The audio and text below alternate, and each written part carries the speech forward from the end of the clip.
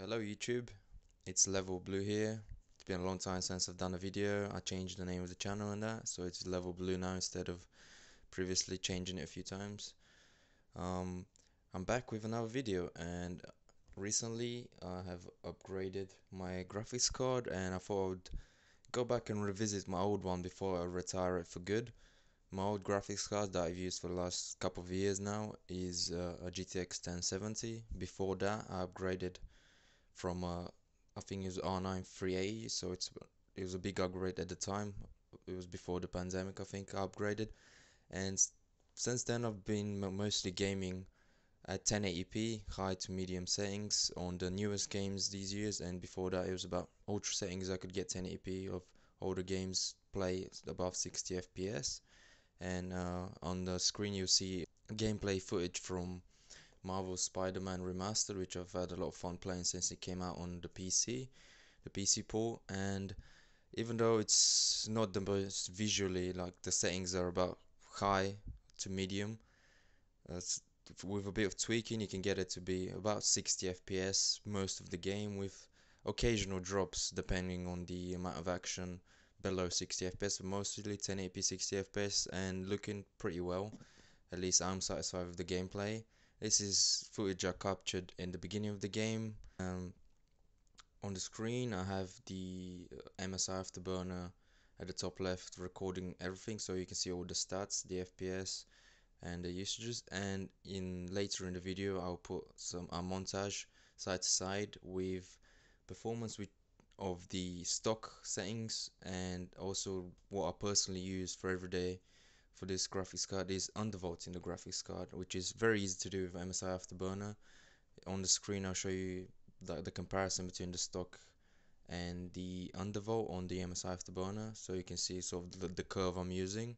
And it's basically just on the voltage curve you go to the 900 millivolts, and you just up the clock speed to until it's safe after some testing. For me, for my graphics, since it's an old one, for my GTX 1070 it's pretty low, the about 100 megahertz lower than what the stock frequency boosts up to, but I can also get about 150 on the memory overclock stable, which makes up for the loss in the clock speed. And overall, from the tests, it's very similar, within 5% or difference, and the temperatures are lower and the power consumption is low, which is the most important, especially if you have an older power supply or like a less powerful power supply.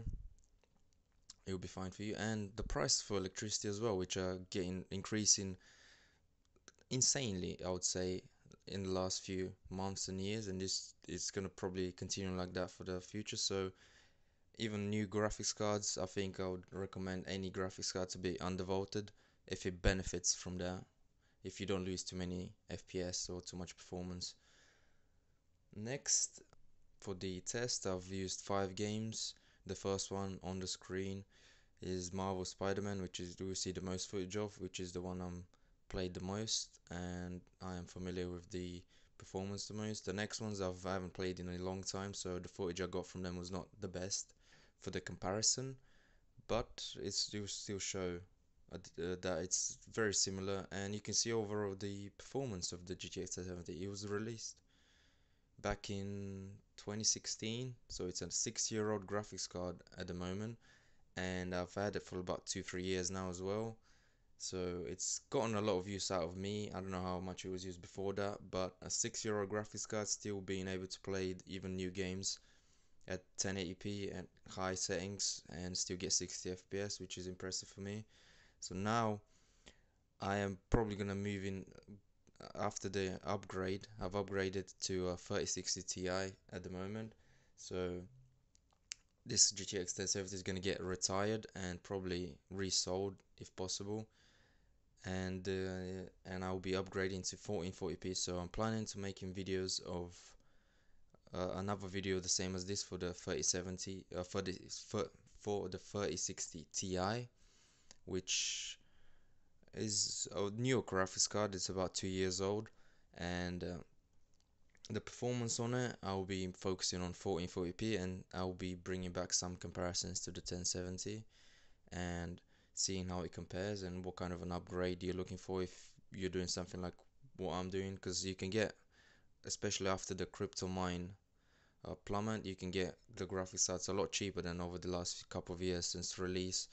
I've managed to get this for £300, which is a very good deal since it used to be a lot more expensive, especially even a year ago or half a year ago. The prices were crazy, up to like 500 for the 3060 Ti. And right now you can get them pretty cheap. You know, if you wait more, maybe they'll be less expensive. But it is Christmas time, so they might actually increase in the next month or two.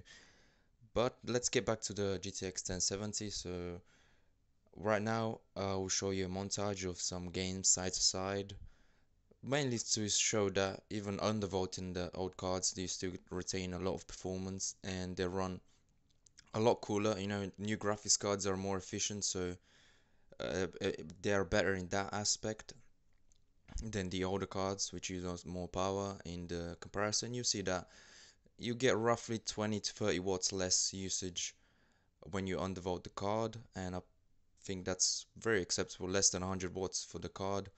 Don't know how accurate the MSI afterburner is, but if you can see the comparison between the two, and you can also see the FPS when you play games. I'll put on screen the settings, like a screenshot of the settings that are for each game that I've used. Mostly, it's very high settings, and there's some games like the a bit older ones, like the Far Cry 5, that I've managed to stack up to like ultra. I think ultra settings with high FPS. But the most modern game on this list will be the Dying Light 2, which, as you can see, you have to turn down the settings down to about medium to medium high, you know, mix between the both. And even then, you still get less than 60 FPS in most games. If you turn that down to low, which I don't like the experience in that too much, but you can get the 60 FPS. But I would prefer about medium will be my benchmark for good gaming experience, and I think 50 FPS, 50, 40 FPS dips to that in like single player games that are not competitive and are more story driven is more acceptable than in for example the battle royale or competitive games like the Apex game, which even if very high settings you still get high FPS, and it's still a very good experience in those. And even older games like GTA 5, they still run very well with very high settings. You know, pretty much max settings, 1080p, over 60 FPS. You get a great experience. And I'll see you guys after the montage, and we'll go on to the conclusion of this video and our conclusion remarks. I'll see you then.